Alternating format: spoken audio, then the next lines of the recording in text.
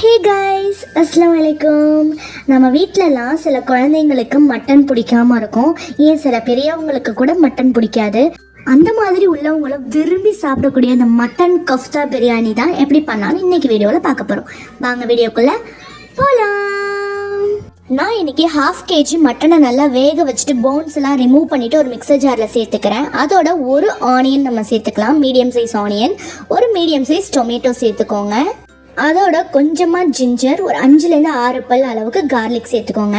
1/2 teaspoon ஜீரகம், 1/2 teaspoon pepper சேர்த்துக்கோங்க. ஒரு 3-4 பீஸ் இந்த மாதிரி கீரின தேங்காய் ஆட் பண்ணிக்கோங்க. ஒரே ஒரு எக் ஆட் பண்ணிக்கோங்க.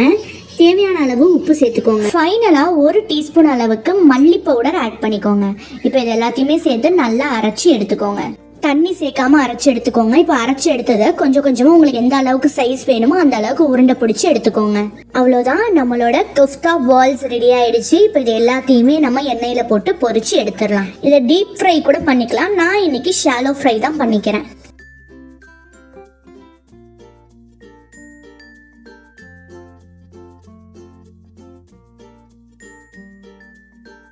ஜென்டலாக பால்ஸ்லாம் உடையாத மாதிரி திருப்பி போட்டுக்கோங்க.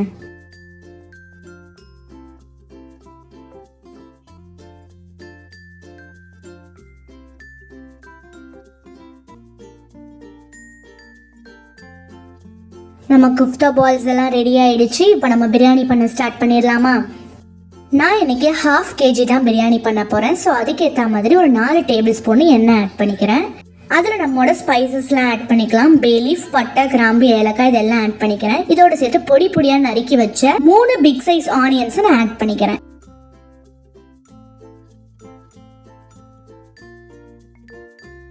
ஆனியன் வதங்கும் போதே 2 பச்சை மிளகாய் ஆட் பண்ணிக்கிறேன். வாசத்துக்காக 2 பிரியாணி இலை ஆட் பண்ணிக்கிறேன். மல்லிக்கீரை, புதினா கீரை ஆட் பண்ணிக்கிறேன். பிரியாணிக்கு தேவையான உப்பு ஆட் பண்ணிக்கலாம். ஆனியன் கொஞ்சம் வதங்கினதும் இதில் 1 teaspoon chilli powder, 1 tablespoon Kashmiri chilli powder add பண்ணிக்கிறேன். ஆனியன் நல்லா வதங்கினதுக்கு அப்புறம் இதில் 2 tablespoon ginger garlic paste நான் ஆட் பண்ணிக்கிறேன். இஞ்சி பூண்டோட பச்சை வாசம் போனதுக்கு அப்புறம் 3 டொமேட்டோஸ் நான் ஆட் பண்ணிக்கிறேன். ஆனியனோட ஈக்குவல் லெவல்ல நான் டொமேட்டோஸ் ஆட் பண்ணிக்கிறேன். டொமேட்டோஸ் நல்லா மேஷ் ஆனதும் நம்ம மீட் ரிமூவ் பண்ணி போன்ஸ் மட்டும் தனியாக எடுத்து வச்சிருந்தோம் இல்லையா, அந்த போன்ஸை இதில் ஆட் பண்ணிக்கலாம். இது நம்ம பிரியாணிக்கு நல்ல ஒரு ஃப்ளேவர் கொடுக்கும். இதுக்கு மேலே ஒரு 2 டேபிள் ஸ்பூன் கர்ட் ஆட் பண்ணிக்கோங்க. நல்லா கிளறி விட்டு எண்ணெய் தனியாக பிரிஞ்சு வர வரைக்கும் வெயிட் பண்ணுங்க.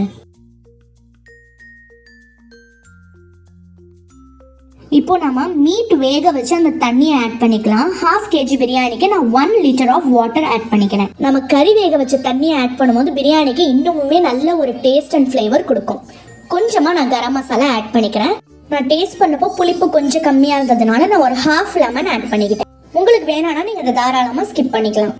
இப்போ தண்ணி நல்லா கொதிக்க ஆரம்பிச்சதுக்கப்புறம் நம்ம வாஷ் பண்ணி 1/2 hour ஊற வச்ச பச்சரிசியை நான் ஆட் பண்ணிக்கிறேன். நான் இந்த பிரியாணிக்கு யூஸ் பண்ணுற ரைஸ் வந்து பச்சரிசி தான். ரைஸ் போட்டதும் நம்ம மூடி வச்சு கொஞ்சம் மீடியம் ஹை ஃப்ளேமில் வச்சு ஒரு 10 minutes நல்லா குக் பண்ண விடுங்க. இந்த மாதிரி ரைஸ் கொஞ்சம் மேலே வந்ததுக்கப்புறம் கரண்டியை வச்சு நல்லா கிளறி விடுங்க. வாட்டர் அண்ட் ரைஸ் ஈக்குவல் லெவலில் வந்ததுக்கப்புறம் மறுபடியும் மூடி போட்டு அடுப்பை சிம்மில் வச்சு மேலே ஒரு வெயிட் வச்சிருங்க. இதை ஒரு 15 to 20 minutes இப்படியே இருக்க விட்டுருங்க. 20 minutesக்கு அப்புறம் ரைஸை நல்லா கிளறி விட்டு ஸ்டவ் ஆஃப் பண்ணிடுங்க. ஸ்டவ் ஆஃப் பண்ணிட்டு நம்ம ரெடி பண்ணி வச்ச கொஃப்தா பால்ஸ் அதில் ஆட் பண்ணி மறுபடியும் மூடி போட்டு ஒரு 10 minutes அப்படியே வச்சிருங்க. அந்த கொஃப்தா பால்ஸில் உள்ள ஃப்ளேவர்ஸ் எல்லாம் அந்த ரைஸில் கொஞ்சம் இறங்கி இருக்கும். அவ்வளோதான், நம்மளோட மட்டன் கொஃப்தா பிரியாணி ரொம்ப சூப்பராக டெலிஷியஸாக ரெடி ஆயிடுச்சு. இது ஒரு சிம்பிள் ரெசிபி தான், பட் கொஞ்சம் டைம் நமக்கு எக்ஸ்ட்ரா செலவாகும். உங்களுக்கு வீக்கெண்டில் டைம் இருக்கிறப்போ இந்த மாதிரி செஞ்சு உங்கள் வீட்டில் உள்ளவங்களுக்கு கொடுத்து பாருங்கள். மட்டன் சாப்பிடாதவங்க கூட இந்த மாதிரி நீங்கள் செஞ்சு கொடுத்தீங்கன்னா கண்டிப்பாக சாப்பிடுவாங்க. ரொம்ப டெலிஷியஸாகவும் இருக்கும். பிரியாணியை கொஞ்சம் டிஃப்ரெண்ட்டாக சாப்பிட்ணுன்னு நினச்சிங்கன்னா நீங்கள் தாராளமாக இந்த மாதிரி செஞ்சு உங்கள் வீட்டில் உள்ளவங்களுக்கு கொடுக்கலாம். உங்களுக்குமே இது ரொம்ப பிடிக்கும். இதை ட்ரை பண்ணி பார்த்துட்டு எப்படி இருந்துச்சுன்னு மறக்காமல் எனக்கு கமெண்ட் செக்ஷனில் தெரியப்படுத்துங்க. மறந்துடாதீங்க, நம்ம சேனலை மறக்காமல் சப்ஸ்கிரைப் பண்ணிவிடுங்க. நம்ம சேனல் மேலும் மேலும் க்ரோ ஆகிறதுக்கு உங்களோட சப்போர்ட் எனக்கு கண்டிப்பாக தேவை. So two support. நெக்ஸ்ட் இதே மாதிரி ஒரு அல்டிமேட் ரெசிபியோட உங்களை வந்து நான் மீட் பண்ணுறேன். Until then, bye bye.